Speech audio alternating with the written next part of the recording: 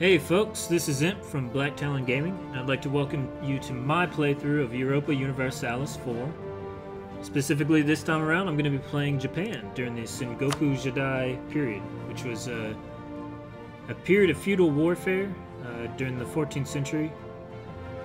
There are other games that maybe more accurately reflect this, but I really like playing as Japan in Europa Universalis 4 because a lot of attention is paid to the European theater and eventual colonization, but I also think that they did pretty decent in terms of reflecting, what was happening in Japan at the time.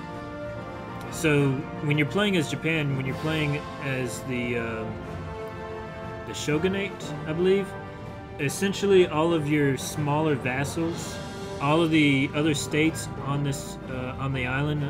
The main island, I believe, is called Honshu. They're smaller vassals called daimyo, and there's a very specific.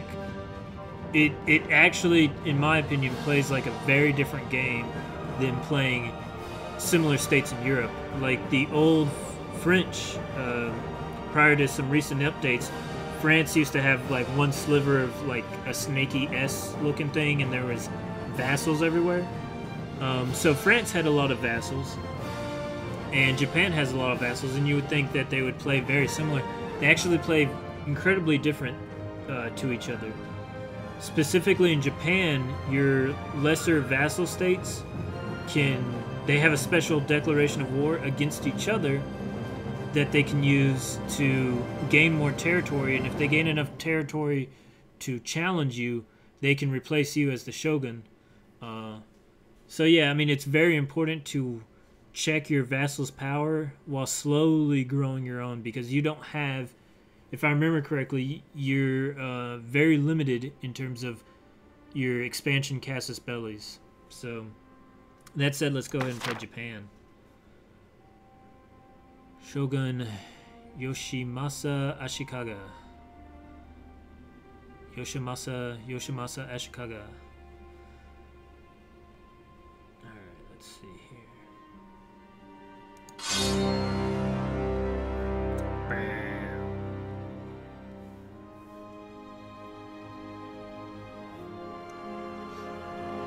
I'm going to be giving you tips,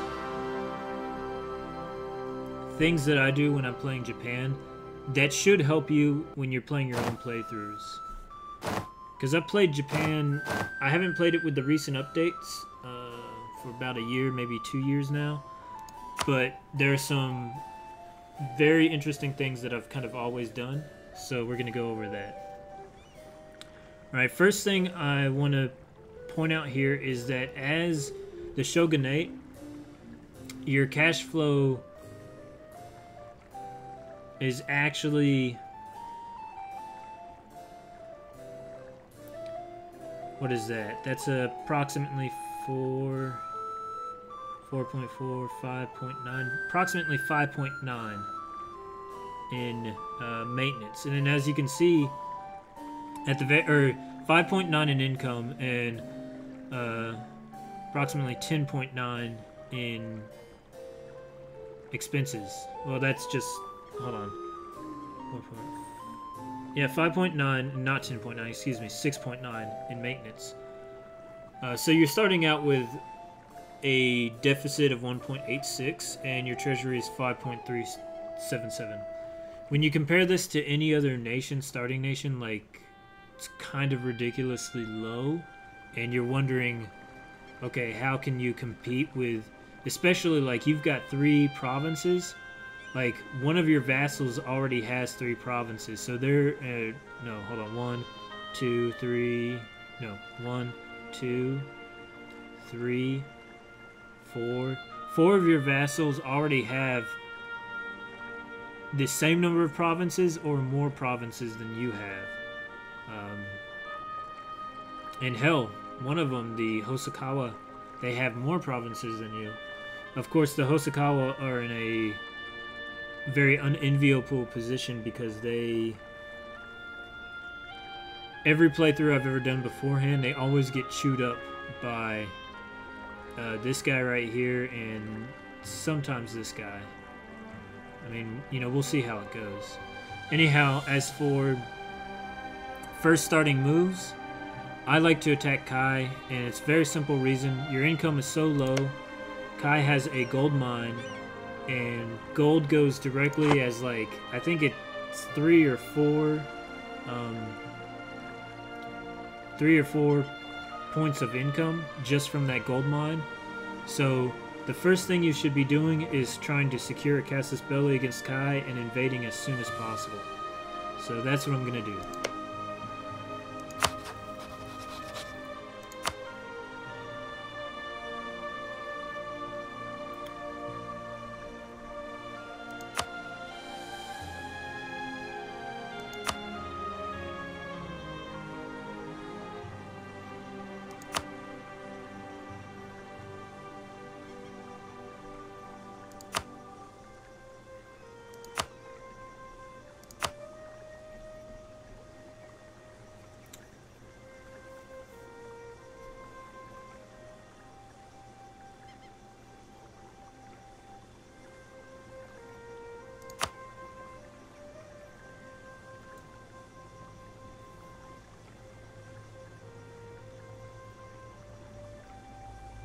Breaking vassalization, like you take a pretty big prestige hit, but you can't afford to let that province fall to anybody else, because whoever has that province, essentially it would probably be Usegi who would take it, and if they take that over, you're pretty much, your game is over. So I'm trying to remember. Let's go ahead and check our missions.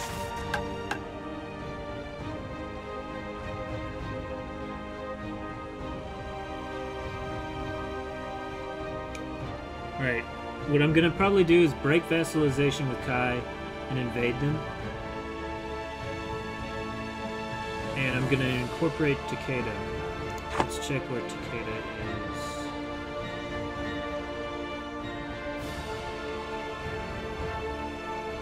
Fuck. Frick. That's,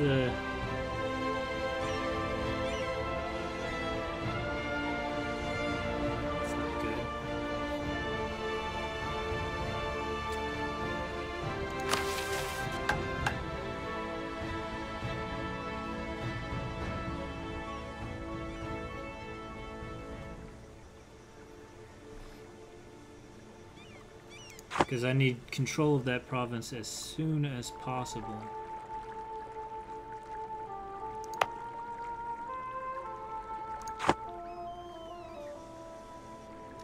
Let's see, I've got castle there, no castle there.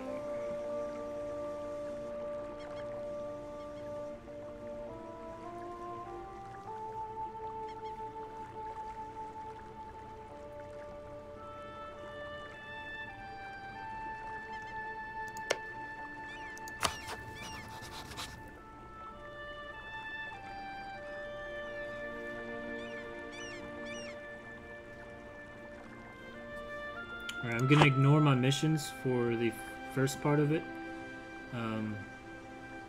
For the start, I guess. Because there is not... It'd be pretty hard for me to make that work out. What I'm gonna go for... This is what I'm gonna do, is I'm gonna break diplomacy. I'm gonna break vassalization with Kai. I'm going to try to... I'm going to try to Diplo-annex Imagawa, so that I'll have Kai and Imagawa. Once I have that controlled, I should be good to try to take on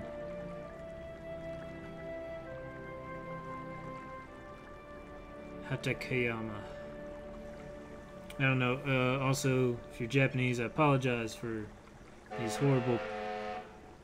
Yeah, that's awesome. I live right next to a fire station and police station, so yeah. Alright, so here's the deal. Break vassalization with Kai. Attempt to Diplo annex Imagawa. Yeah. And then after I get there, I'll see where I'm going. I want to see how the rest of this plays out before I make any big decisions. So let's go ahead and do this.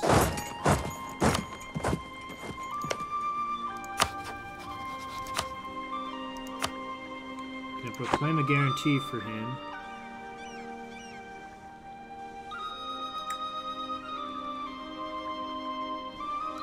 Thinking of actually proclaiming a guarantee for this guy because I don't want anybody. If I can, I would like to build up a core right through here and attack Sheba and just leave them with that because that will probably get taken over by Date. Alright, yeah, let's go.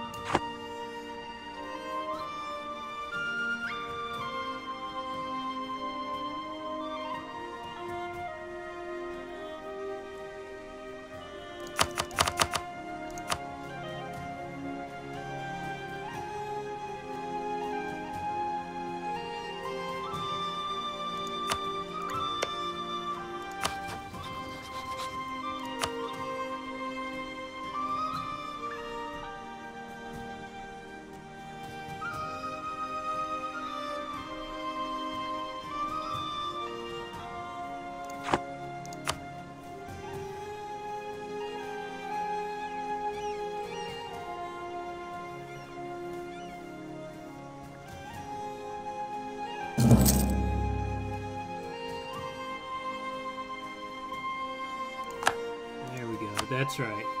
So anytime you break vassalization, you automatically get a cast a spell against them. So on the 12th of December, we're gonna be able to invade.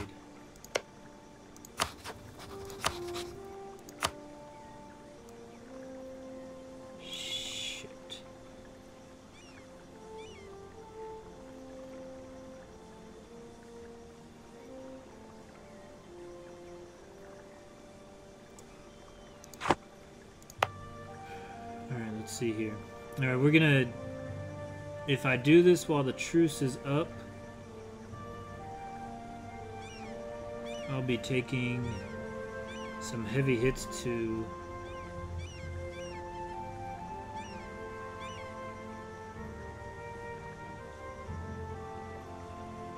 I'll be taking some heavy hits to unrest, but it's cool.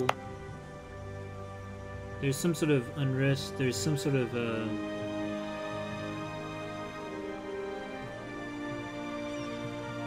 I get a bonus preventing unrest of tolerance. What is that, a national idea? Let's take a look. I mean, a tradition.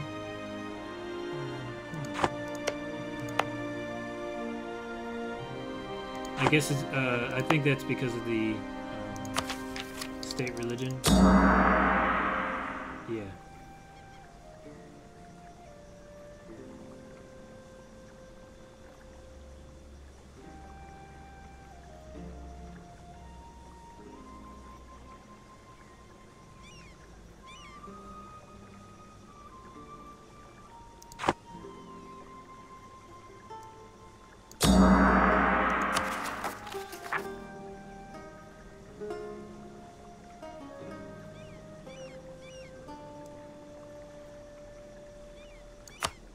Yeah, I'm gonna go ahead and do it because we're not gonna have any unrest chance for it. The only thing we'll have is, of course, we're gonna have a huge.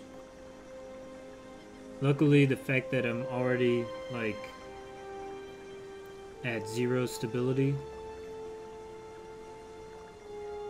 I'll only be going down to -3, not the full 5. So it's better to do this now than to wait until I've like beefed up my stability or anything. Alright, yeah, let's do it.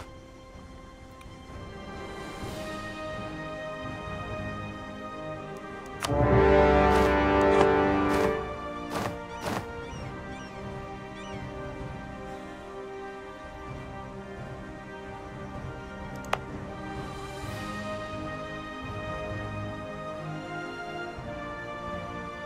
So we've got 6, and so we've got a plus 11 from the unrest and the war exhaustion.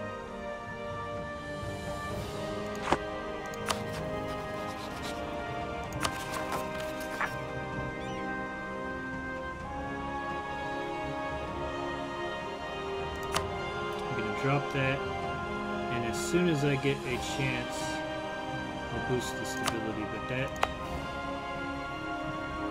gives us 3% there, 3% there.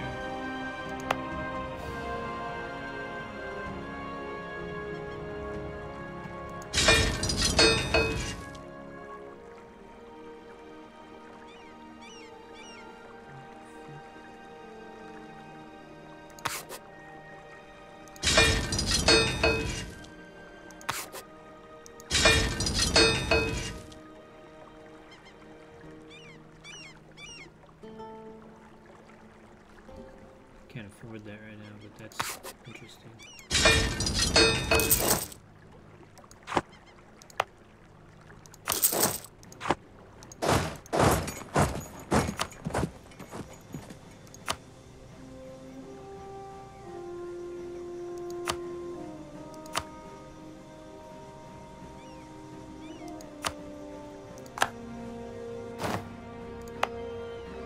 I think my vassals give me the friendly troops bonus. Yeah, that's pretty awesome.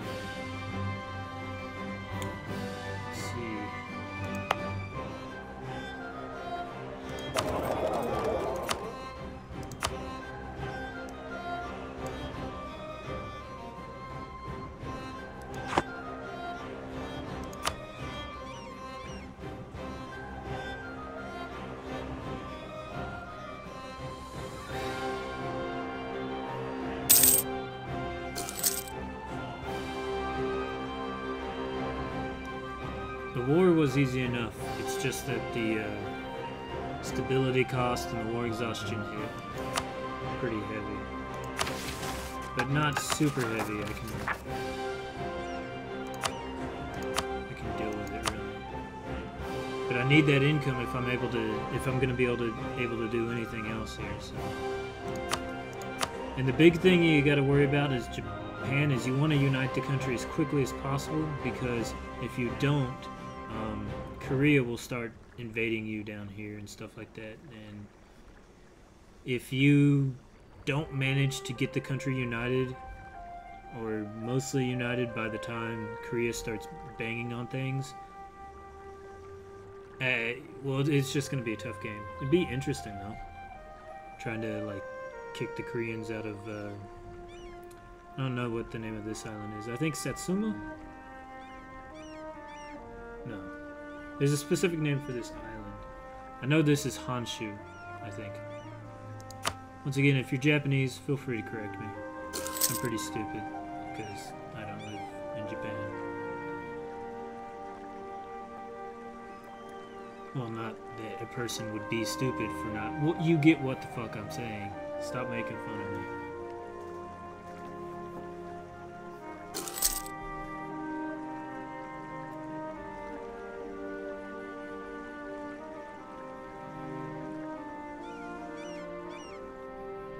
Let's space up. Come on.